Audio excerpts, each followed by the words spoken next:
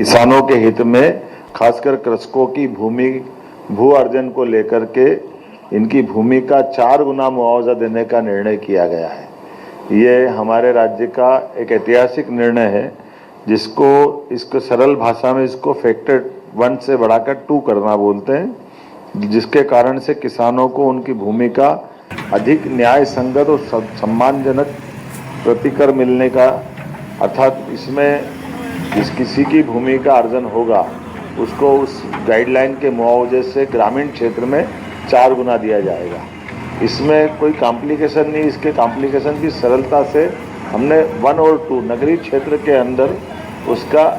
Guideline का double, क्योंकि नगरीय क्षेत्र की गाइडलाइन तो वैसे हर बार बढ़ती रहती है, लेकिन ग्रामीण क्षेत्र में बड़े पैमाने पर हमारे जितने बड़े प्रोजेक्ट चल रहे हैं, उल्लेखनीय है कि ये उसके लिए बेस लाइन का काम करेगा।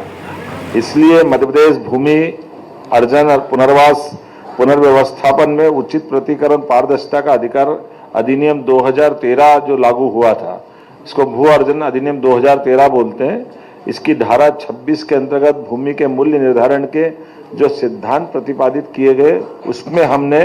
किसानों को उचित प्रतिकर देने का निर्णय और पारदर्शी और पुनर्वास की व्यवस्था का इसमें ये निर्णय किया है। उल्लेखनीय है कि वर्ष 2014 में मध्य प्रदेश में फैक्टर 1 डिक्लेयर था, उसके कारण से कलेक्टर गाइडलाइन रेट प्लस 100% इसमें जोड़ने की बात थी, तो खास करके ये लगभग 2 गुना मुआवजा होता था। तो 2 गुना से करने से कई बार हमको स्पेशल कई सारे निर्णय पैकेज भी देना पड़ते थे या कई प्रकार से लोगों का आक्रोश भी आता। तो इसलिए अब हमने इसमें सरलीकृत रूप से ग्रामीण क्षेत्र में 4 गुना और शहरी क्षेत्र में 2 गुना, तो शहरी और ग्रामीण में समान रूप से इसको एक तरह से पहले लागू किया था, लेकिन अब हमने थोड़ा संशोधन किया, क्योंकि गांव की और शहर के अंदर जमीन आसमान का अंतर होता है। और खास करके हमने सबने देखा कि इसके कारण से हमारे विकास के कई सारे बड़े प्रोजेक्ट भी प्रभावित हुए हैं, क्योंकि जब असंतोष होता है, थोड़ा मन में भाव आता है, तो उसका असर पड़ता है। अब ये जरूरी इसलिए था कि हमारे यहाँ राज्य में विकास की गति हमने तेज खोली है, तो लगभग 70-75 हजार करोड़ का पूंजी निवेश हम प्रति वर्ष कर रहे हैं। ऐसे समय में लैंड एक्विजिशन को लेकर के इसके आने वाली कठिनाइयों का हल निकालते हुए इसमें सड़क, पुल, रेलवे लाइन, राष्ट्रीय राजमार्ग, एक्सप्रेसवे, सिंचाई परियोजना, अधोसंरचना विकास, ऐसे कई कामों को लेकर के इसके कारण से हमको इसकी मदद मिलेगी।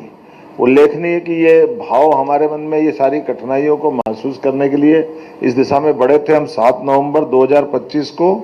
कि हमको इस पे विचार करना चाहिए, इस दिशा में आगे बढ़ेंगे, और इसी पे फिर हमने 13 जनवरी 2025 की एक मंत्रिमंडलीय समिति का गठन किया, जिसमें हमारे राकेश सिंह जी पीडब्ल्यूडी मंत्री, साथ में माननीय मंत्री चैतन्य कश्यप जी, माननीय मंत्री तुलसीराम सिलावट जी, इनके माध्यम से कमेटी का गठन किया, जिससे कहा कि ये इस पूरे मामले में अपनी रिपोर्ट दे। और ये समिति द्वारा बनाई गई बैठक 21 जनवरी 2026 को हुई थी, जिसमें मंत्रीगण, विधायकगण, FICC क्या है, फिक्की के और खासकर क्रेडाई के, CII के, किसान संघ, किसान प्रतिनिधि, सबसे मिलकर के ये राय जुटाने के साथ उनका संकलन करते हुए, सबकी राय का सम्मान करते हुए इसमें इस तरह के निर्णय की तरफ हम बढ़े हैं। मुझे इस बात का संतोष भी है कि ये लागू करने के लिए हमने अपने गाइडलाइन में अब एक और ये भी उल्लेखनीय है कि हमारा एकमात्र राज्य है, इसको इस तरह से भी समझोगे कि गए बार हमने संपूर्ण गाइडलाइन को 16% बढ़ाया था और इस साल ये 13% बढ़ा है, तो 16 और 13 लगभग 39% होता है, और ये अपने आप में लगभग 120% के आसपास होगा, तो इसका भी 4 गुना देंगे। तो ये किसानों की साइड में वास्तव में एक तरह से हमारे सारे निर्णयों को लेकर के काफ़ी प्रभावी होने वाला है। और इसके बाद गजट अधिसूचना के बाद सभी भू अर्जन के आदेशों पर इसको लागू करने के लिए हम अधिसूचना जारी कर रहे हैं, और साथ ही साथ पीडब्ल्यूडी की 1281 हेक्टेयर भूमि, जिसका हम लगभग 742 करोड़ का, ये 3 साल का रिकॉर्ड है पिछले, जो कुल लगभग 10,000 करोड़ का। अब ये बदलते हुए हम वैसे मैं अगर अलग अलग आंकड़े अलग अलग विभागों को बताता हूँ, तो ये एमपीआरडीसी का 1573 हेक्टर का लगभग 2500 करोड़ का मुआवजा था। और ये NHI है ना, इसका 7500 हेक्टर से लगाकर 6000 करोड़ का था। तो अब ये सीधे सीधे आप इनको अगर अपन जोड़ेंगे तो ये अपने आप में बड़ा आंकड़ा हो जाएगा, जिसको बोलने में भी अच्छा नहीं लगा, लिखने में अच्छा लगेगा। अपने लिए ये 4 गुना करते जाएंगे तो हमारे लिए मान के चलो कि अकेले जल संसाधन नर्मदा घाटी में भी 4500 हेक्टर का भू अर्जन, ये 1000 करोड़ का मुआवजा निर्धारित था। इसका लाभ कैसे मिलेगा? शासन और किसानों पर सकारात्मक प्रभाव पड़ेगा। विकास में हम एक तरह से उनको भागीदार बना रहे हैं, क्योंकि कोई ज़मीन छोड़ता है तो बदले में उसको लेने के लिए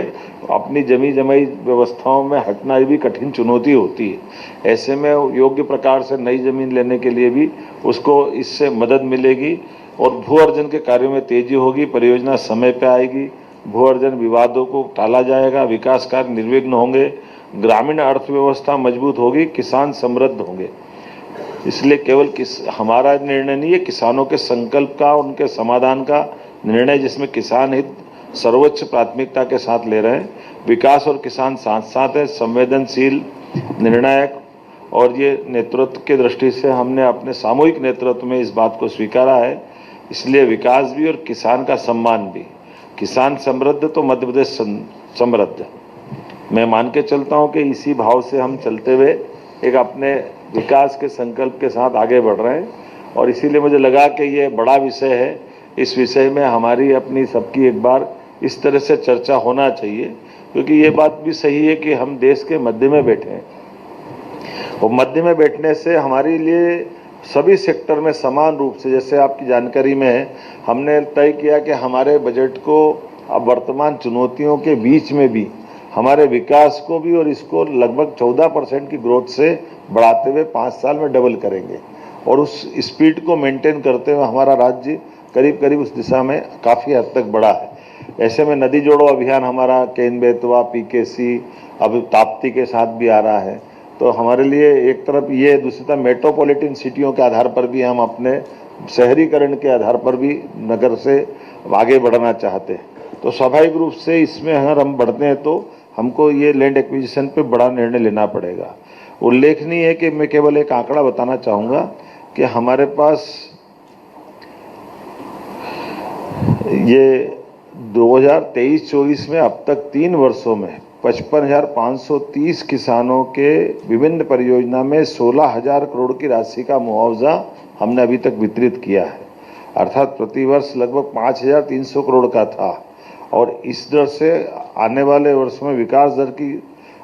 अगर ये गति रही तो हमको, अब आप इससे अंदाज लगा सकते हो कि 4 गुना अर्थात 20,000 करोड़ का हम अपना मुआवजा देने की तैयारी कर रहे हैं, ताकि ये समय पे हो जाए।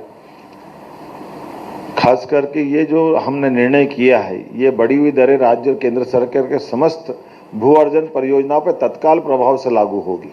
इसको कोई लंबित